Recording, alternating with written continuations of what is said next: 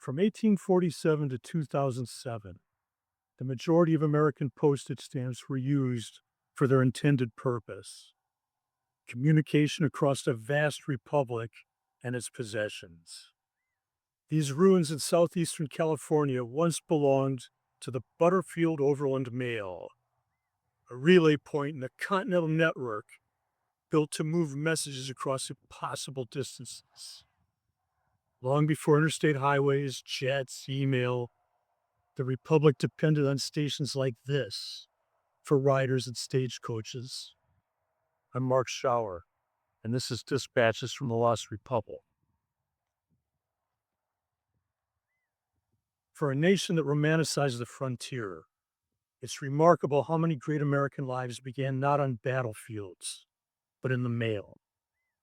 The post office was once the most democratic institution in the country, a place where future presidents, writers, and legends learned punctuality, discipline, and the rhythms of the American people. Before he became a founding father, Benjamin Franklin modernized the colonial mail.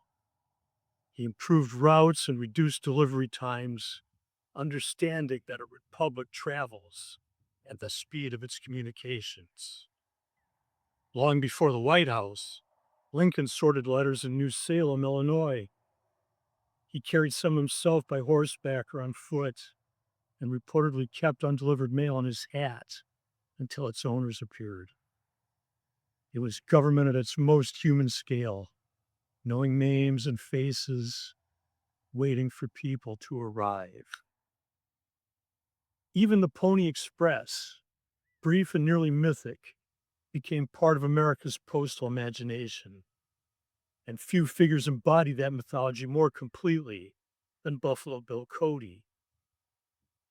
Historians still debate how much Cody actually rode for the Pony Express, but that a man as public image conscious as him believed having carried messages through the desert and the dark would enhance his legend speaks volumes.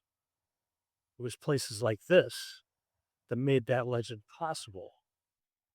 Before crossing the Atlantic in 1927, Charles Lindbergh flew airmail routes through the Midwest.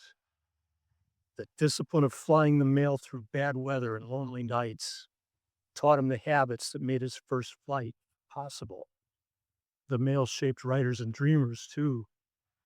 Before poetry made Sidney Lanier one of the South's great literary voices, he worked as a postal clerk in Georgia. And why not? The mail teaches cadence and flow. And what is poetry but like mail, the measured movement of communication across distance? Even Walt Disney briefly carried mail as a young substitute postal worker. Perhaps it's no coincidence that a man who later built entire worlds first learned how to deliver something reliably to every address on the route. Most Americans no longer think about the mail this way, but for generations, the postal system stitched together an enormous republic. It carried letters, newspapers, payrolls, election results, hope. It might be why so many Americans who once carried the mail eventually ended up immortalized upon it.